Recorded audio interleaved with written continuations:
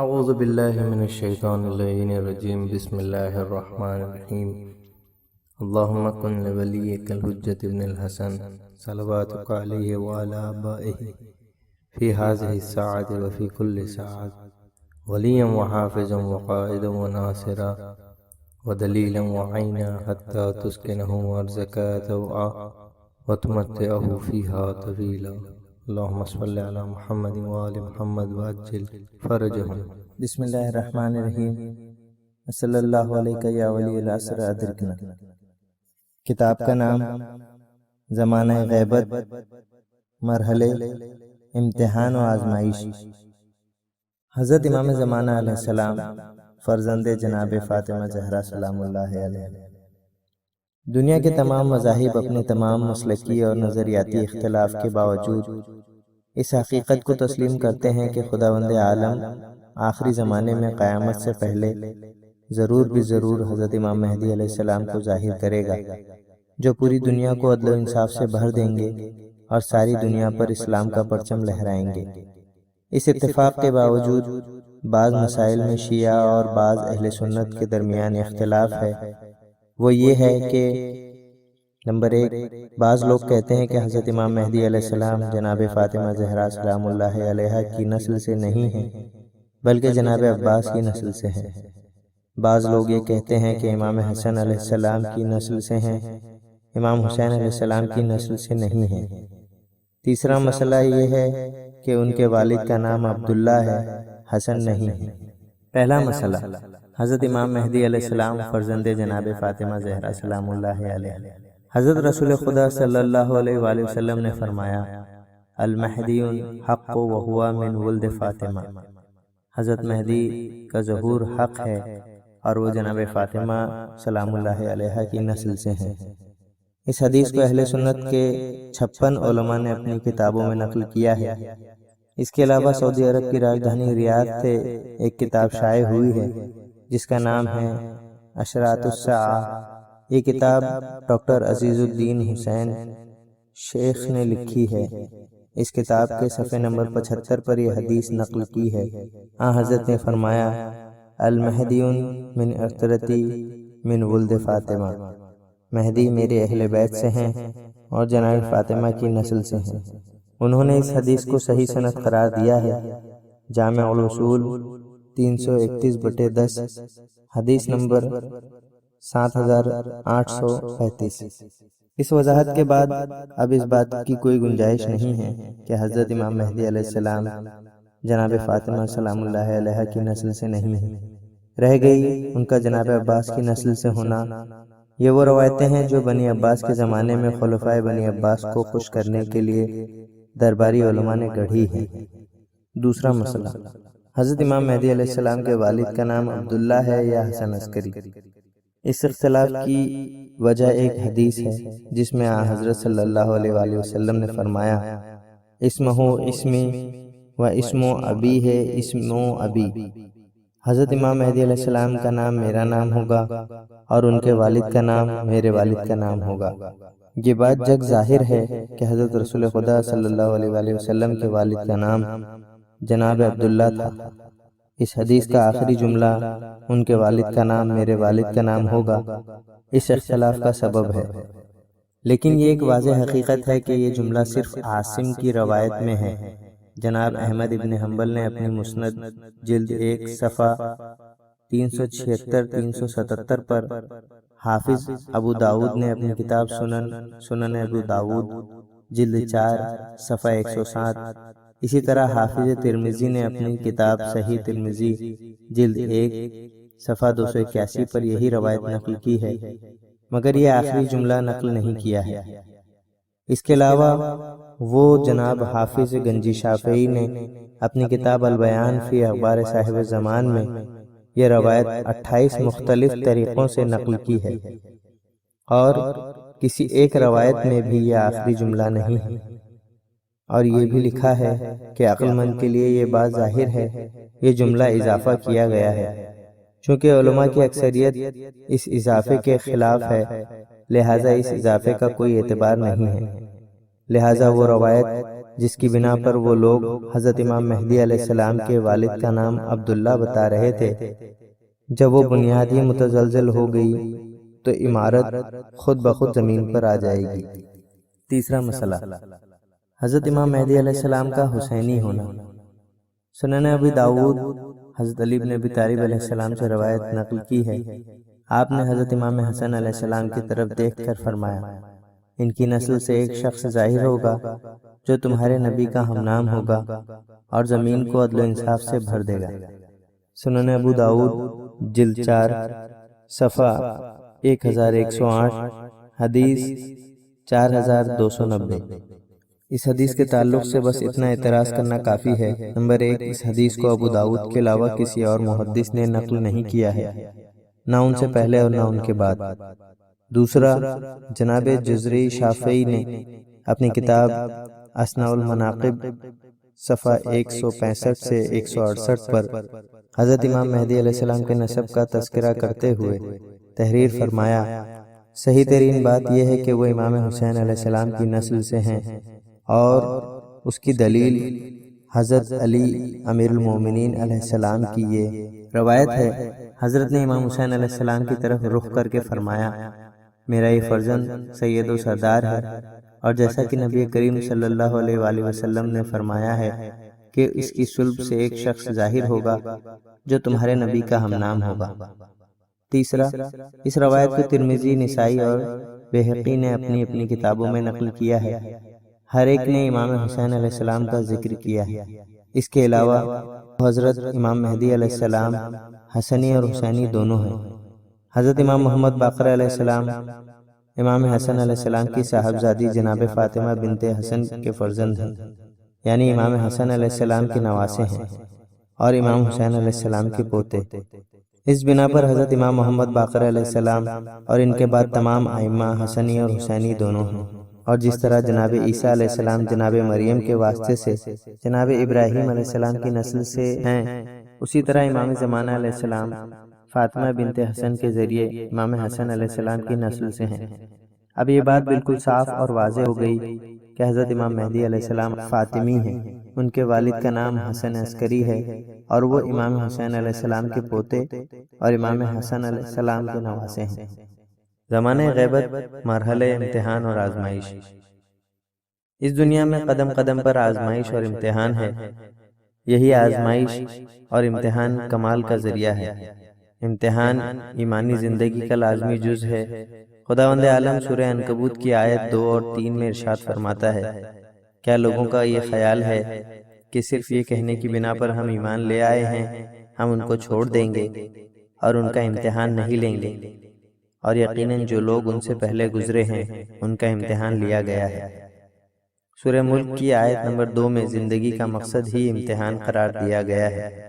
اللہ نے موت و حیات کو پیدا کیا تاکہ وہ تمہارا امتحان لے، تم میں سب سے بہتر عمل کرنے والا کون ہے؟ لہذا زندگی کا مقصد امتحان ہے، اور صاحبان ایمان کا امتحان کچھ زیادہ ہی ہوگا تاکہ ان کو زیادہ سے زیادہ ثواب دیا جا سکے۔ خداوند عالم مختلف چیزوں سے امتحان لے گا۔ سورہ بقرہ کی آیت نمبر 155 میں ارشاد ہوتا ہے، اور ہم ضرور ضرور تمہارا امتحان لیں گے چند چیزوں کے ذریعے، ایک ذرا سا خوف سے، بھوک سے، مال کی کمی سے، جان کے نقصان سے، پھلوں کی کمی سے، اور صبر کرنے والوں کو بشارت ہوگی۔ اس کا مطلب یہ ہے کہ خداوند عالم مختلف انداز سے امتحان لے گا۔ حضرت امام جعفر صادق علیہ السلام نے ایک روایت میں محمد بن مسلم سے ارشاد فرمایا، خداوند عالم کی طرف سے حضرت قائم علیہ السلام کے ظہور سے پہلے مومنین کے لیے نشانیاں ظاہر ہوں گی۔ یہ نشانیاں کیا ہیں؟ خداوند عالم کا یہ قول، اور ہم ضرور امتحان لیں گے، ان کو آزمایا جائے گا کچھ خوف سے، آخری زمانے کی ظالم حکومتوں کے خوف سے، گرانی میں اضافے کے ذریعے، بھوک کے ذریعے، مال کے نقصان اور کمی کے ذریعے، تجارت کی کساد بازاری اور منافع کی کمی، جان کے نقصان کے ذریعے، ناگہانی موت کے ذریعے، پھلوں کی کمی کے ذریعے، صبر کرنے والوں کو بشارت دو، یعنی یہ بشارت دو کہ حضرت امام مہدی علیہ السلام کا ظہور نزدیک ہے۔ کمال الدین جلد 2 صفحہ 649۔ اس غیبت کے زمانے میں مومنین کا صرف مادی امتحان نہیں ہوگا بلکہ معنوی اور دینی امتحان بھی ہوگا۔ حضرت رسول خدا صلی اللہ علیہ وآلہ وسلم نے موجودہ حالات کو کس حسین انداز میں بیان فرمایا ہے۔ ایک دوسرے کو امر بالمعروف کرو اور برائیوں سے روکو جب تم یہ دیکھو کہ کم ظرف اور ذلیل افراد کی اطاعت ہو رہی ہے، خواہشات نفس کی پیروی کی جا رہی ہے، دنیا کو ترجیح دی جا رہی ہے، ہر صاحب نظر اپنے ہی نظریے کو پسند کر رہا ہے، اس وقت اپنے آپ کی حفاظت کرو، عوام کی باتوں سے دور رہو، کیونکہ آگے ایسے دن آنے والے ہیں جہاں صبر کرنا ہتھیلی پر انگارہ رکھنا ہے۔ اس زمانے میں اپنی ذمہ داریوں پر عمل کرنے والے کو دوسرے زمانے کے 50 آدمیوں کے عمل کے برابر ثواب ملے گا۔ میکائیل المکارم، فارسی، جلد 2، صفحہ 414۔ یہ 50 آدمیوں کے عمل کے برابر ثواب ملنا بلا وجہ نہیں ہے، اس کی وجہ زمانہ غیبت میں سخت آزمائش اور امتحان ہے۔ حضرت امام محمد باقر علیہ السلام نے ایک روایت میں ارشاد فرمایا، اے شیعان آل محمد، تم اس طرح خالص کیے جاؤ گے جس طرح سونا خالص کیا جاتا ہے۔ تمہارا امتحان لیا جائے گا جیسا آنکھوں میں سرما۔ آنکھوں میں سرما لگانے والا یہ تو جانتا ہے کہ آنکھوں میں سرما کب لگایا، مگر اس کو یہ نہیں معلوم کہ یہ سرما کب آنکھوں سے نکل گیا۔ صبح کو ہمارے دین و شریعت پر رہے گا، شام ہوتے ہوئے دین سے دور ہو چکا ہوگا، یا شام کو ہمارے دین و شریعت پر ہوگا اور صبح ہوتے ہوئے اس سے خارج ہو چکا ہوگا۔ غیبت نعمانی، صفحہ 207۔ اس سے اندازہ ہوتا ہے کہ زمانہ غیبت میں لوگوں کے دین کا امتحان ہوگا۔ صحیح معنوں میں دیندار بس وہی ہے جو مشکلات میں دین پر ثابت قدم ہے۔ حضرت امام حسین علیہ السلام کے فرمان کے بقول، دین لوگوں کی زبان پر ذائقے کی طرح ہے، لیکن جب بلائیں گھیر لیتی ہیں تو دیندار بہت کم نکلتے ہیں۔ یعنی جب تک دین سے فائدہ ہے سبھی دینداری کا دعویٰ کرتے ہیں، مگر مشکلات، امتحان، آزمائش میں بہت کم لوگ کامیاب ہوتے ہیں۔ ہاں، کچھ لوگ ایسے ضرور ہوں گے جو ہر حال میں دین پر قائم رہیں گے، بڑی سے بڑی مشکلات بھی ان کو دین سے دور نہ کر سکے گی۔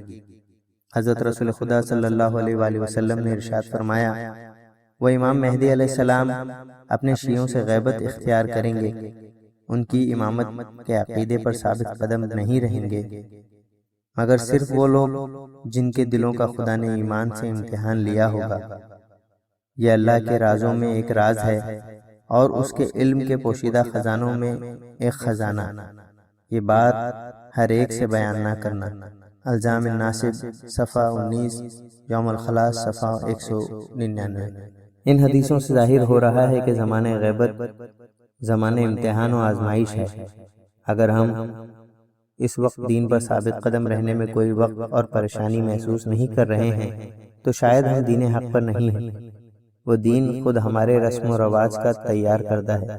اگر ہم اس زمانہ غیبت کی شدید آزمائش میں کامیاب ہونا چاہتے ہیں تو اس کا بس ایک ہی راستہ ہے، حضرت ولی عصر علیہ السلام کی پناہ میں آ جانا، ان کی امامت و ولایت سے متمسک رہنا، دین پر عمل کرنے کے لیے ہر آن ان سے مدد طلب کرنا۔ اگر ہم حضرت ولی عصر علیہ السلام کی عنایتوں کو حاصل کرنا چاہتے ہیں تو اس کا معتبر ترین طریقہ حضرت ولی عصر علیہ السلام کے لیے دعا کرنا ہے، ان کی سلامتی اور ان کے ظہور کی دعا کرنا۔ دعائے برائے امام زمانہ علیہ السلام کی اہمیت، اثرات۔ انسان اپنی زندگی میں ہر لمحہ خداوند عالم کی عنایتوں کا محتاج ہے۔ خدا کی رحمتوں کو اپنی طرف متوجہ کرنے کے لیے دعا نہایت اہم ذریعہ ہے۔ خداوند عالم نے ارشاد فرمایا، اے میرے پیغمبر، آپ ان لوگوں سے کہہ دیجئے، اگر تمہاری دعائیں نہ ہوتی تو تمہارا پروردگار تمہاری طرف توجہ بھی نہ کرتا۔ ایک جگہ اور اسی طرح ارشاد ہوتا ہے، اے میرے پیغمبر، جب میرے بندے آپ سے میرے بارے میں سوال کریں تو میں ان سے قریب ہوں، جب پکارنے والا مجھے پکارتا ہے میں اس کا جواب دیتا ہوں۔ ان دو آیتوں میں پیغمبر اکرم صلی اللہ علیہ وآلہ وسلم کے ذریعے خدا کا بندوں تک یہ پیغام پہنچانا اس بات کی طرف اشارہ کرتا ہے جس طرح خدا نے یہ پیغام پیغمبر اکرم صلی اللہ علیہ وآلہ وسلم کے ذریعے تم تک پہنچایا، تم بھی بارگاہ خداوندی میں پیغمبر اکرم صلی اللہ علیہ وآلہ وسلم کے ذریعے دعا کرو۔ دعا کو روح عبادت قرار دیا گیا ہے اور دعا مومن کا اسلحہ بھی ہے۔ اور اسی کے ساتھ ساتھ رحمت الہی سے مایوس ہو جانا کفر ہے۔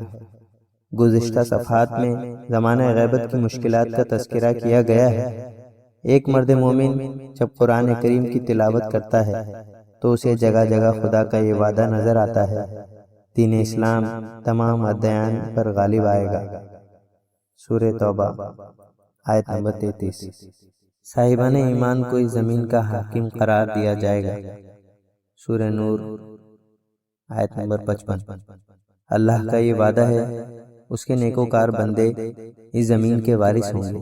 سورہ انبیاء 105۔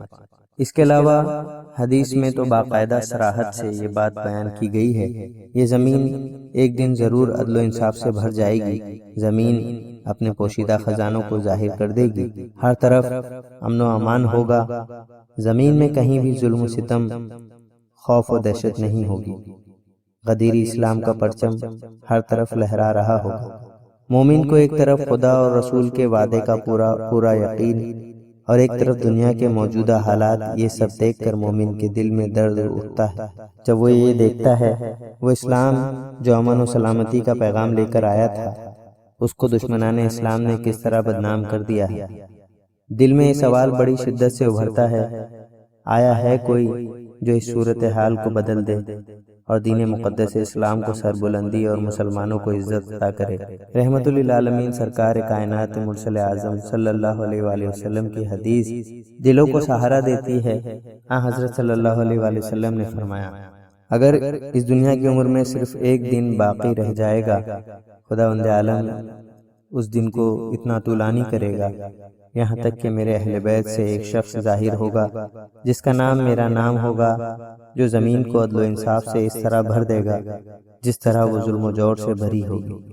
قرآن و حدیث کی بشارتیں موجودہ حالات اور پیغمبر اکرم صلی اللہ علیہ وآلہ وسلم کی یقین دہانی مومن کو اس بات پر آمادہ کر دیتی ہے کہ وہ بے اختیار اپنے ہاتھوں کو خدا کی بارگاہ میں بلند کر دے اور گڑ گڑا کر یہ دعا کرے، اللہم عجل لولیک الفرج، خدایا اپنے ولی کے ظہور میں جلدی فرما۔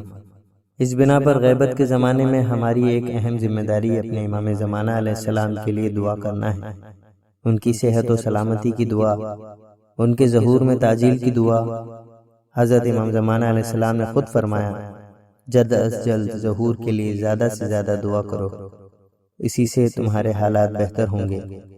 بحر الانوار جلد 52 حدیث 92۔ دعا کا بہترین وقت: واجب نمازوں کے بعد، امام حسین علیہ السلام کے مصائب پڑھنے کے بعد، بارش کے وقت، زوال کے وقت، نماز شب میں، سحر کے وقت، 13ویں 15ویں رجب، 15 شعبان، ماہ مبارک رمضان، شب-ہائے قدر اور ہر وہ تاریخ جو دین اسلام میں اہم ہے۔ یہ وہ موقع ہیں جب رحمت کا دروازہ کھلتا ہے اور دعا کی قبولیت کے امکانات زیادہ ہو جاتے ہیں۔ حضرت آیت اللہ سید محمد تقی موسوی اصفہانی رحمۃ اللہ علیہ نے اپنی گراں قدر کتاب مکیال المکارم میں امام عصر علیہ السلام کے دعا کرنے کے 90 فائدے ذکر کیے ہیں، جیسے ہماری مشکلات دور ہوں گی، امام زمانہ علیہ السلام ہمارے لیے دعا کریں گے، جناب زہرا سلام اللہ علیہا کی شفاعت نصیب ہوگی، عمر اور مال میں اضافہ ہوگا، امام زمانہ علیہ السلام کی عنایتیں ہمارے شامل ہوں گی، آخری زمانے کے فتنوں سے نجات ملے گی، قبر اور قیامت کی سختیوں سے نجات ملے گی، فرشتے ہمارے حق میں دعا اور استغفار کریں گے، پیغمبر اکرم صلی اللہ علیہ وآلہ وسلم کی شفاعت نصیب ہوگی، گناہیں معاف ہوں گی، قیامت میں بہترین تحفہ پیش کیا جائے گا، نعمتوں میں اضافہ ہوگا۔ حضرت امام زمانہ علیہ السلام کے لیے دعا کرنا ہمارے لیے نہ صرف ضروری ہے اور لازم بھی ہے، بلکہ اپنی دعاؤں میں سب سے پہلے ان کے لیے دعا کرنا ضروری ہے۔ ہماری گردن پر امام زمانہ علیہ السلام کے بہت سے حقوق ہیں۔ پہلا، وجود کا حق۔ اس وقت جو کائنات قائم ہے وہ امام زمانہ علیہ السلام کی بنا پر قائم ہے۔ خود ارشاد فرماتے ہیں، ہمیں خدا نے بنایا اور مخلوقات ہماری مصنوعات ہیں۔ احتجاج تبریسی جلد 2 صفحہ 526۔ ایک اور روایت میں حضرت امام جعفر صادق علیہ السلام نے فرمایا، اگر زمین میں امام کا وجود نہ ہو تو زمین نابود ہو جائے گی۔ کافی جلد 1 صفحہ 179۔ اس طرح ہماری زندگی بلکہ ہماری ایک ایک سانس پر امام کا حق ہے۔ جس کے ذریعے زندگی مل رہی ہے اس کے لیے دعا کرنا ہمارے لیے واجب ہے۔ دوسرا حق، رزق کا حق۔ ہر انسان اپنی زندگی میں رزق کا محتاج ہے اور اسی رزق کے لیے ہر روز صحیح کوشش کرتا رہتا ہے، جبکہ اس کائنات کو امام کی برکت سے رزق مل رہا ہے۔ روایت میں ہے وَبِيُمْنِهِ رُزِقَ الْوَرَىٰ، اور ان کی برکت سے کائنات کو رزق مل رہا ہے۔ جس طرح رزق امام کی بدولت مل رہا ہے اس طرح رزق میں اضافہ بھی امام علیہ السلام کے ذریعے ہوگا۔ دعائے ندبہ میں ہے خدایا ان کے امام اصغر علیہ السلام کے ذریعے ہمارے رزق میں اضافہ فرما۔ اس بنا پر ہر رزق کے استعمال کے بعد اور خاص کر کھانا کھانے کے بعد امام اصغر علیہ السلام کے لیے دعا کرنا ہماری اخلاقی ذمہ داری ہے۔ تیسرا، ہدایت کا حق۔ زندگی کی سب سے بڑی نعمت ہدایت ہے، جس کے لیے ہم ہر نماز میں دعا مانگتے ہیں۔ ہدایت کی عظیم نعمت ہمیں حضرت ولی عصر علیہ السلام کی بنا پر مل رہی ہے، اس لیے ان کی معرفت ہی عین ہدایت ہے۔ امام علیہ السلام کا مشہور ترین لقب مہدی ہے، یعنی ہدایت کرنے والا۔ اگر اس دور غیبت میں امام زمانہ علیہ السلام کی عنایتیں ہمارے شامل حال نہ ہوتی تو ہم کب کے گمراہ ہو چکے ہوتے۔ یہ ان کا کرم ہے کہ ہمارے دلوں میں محبت اہل بیت علیہ السلام کی شمع روشن ہے۔ اس بنا پر جب بھی ہمیں نماز، زیارت، دعا، کار خیر کی توفیق ملے تو سب سے پہلے امام علیہ السلام کے لیے دعا کرنی چاہیے۔ دعا کیوں نہ کریں؟ ہو سکتا ہے کسی کے ذہن میں سوال اٹھے، جب ہم کو سب کچھ امام اصغر علیہ السلام کی بدولت مل رہا ہے تو ہم ان کے لیے دعا کیوں کریں؟ اس کا جواب یہ ہے، پہلا، خود امام زمانہ علیہ السلام نے زیادہ سے زیادہ دعا کرنے کا حکم دیا ہے۔ دوسرا، دعا کا مطلب ہرگز یہ نہیں ہے کہ ہم جس کے لیے دعا کر رہے ہیں وہ کسی بلا و مصیبت میں گرفتار ہے اور ہماری دعا کا محتاج ہے۔ نہیں، ہرگز نہیں، ایسا نہیں ہے۔ دعا محبت کا تقاضا ہے۔ جس کو دل و جان سے عزیز رکھتے ہیں اس کے بارے میں ہمیشہ یہی چاہتے ہیں کہ وہ کسی بلا میں گرفتار نہ ہو، اور یہی محبت ہم سے دعا کراتی ہے۔ دلوں میں امام اصغر علیہ السلام کی جتنی زیادہ محبت ہوگی اتنا زیادہ دعا ہوگی۔ تیسرا، دعا سے ظہور قریب ہوگا۔ خداوند عالم نے بنی اسرائیل کے لیے عذاب کی مدت 400 سال معین کی تھی، لیکن جب بنی اسرائیل نے خوب گڑ گڑا کر دعا کی تو خدا نے 170 سال کم کر دیے۔ اس کے بعد حضرت امام جعفر صادق علیہ السلام فرماتے ہیں، اگر تم لوگ بھی اسی طرح گریہ وزاری کرو تو خدا ظہور میں جلدی کر سکتا ہے۔ تفسیر عیاشی جلد 2 صفحہ 154۔ خدایا بحق محمد و آل محمد، محمد و آل محمد پر بہترین و کامل ترین درود و سلام نازل فرما، اور قائم آل محمد علیہ السلام کے ظہور میں بہت زیادہ تعجیل فرما، اور ہم سب کو ان کے غلاموں میں شمار فرما۔ اللہم صلی علی محمد و آل محمد وعجل فرجہ۔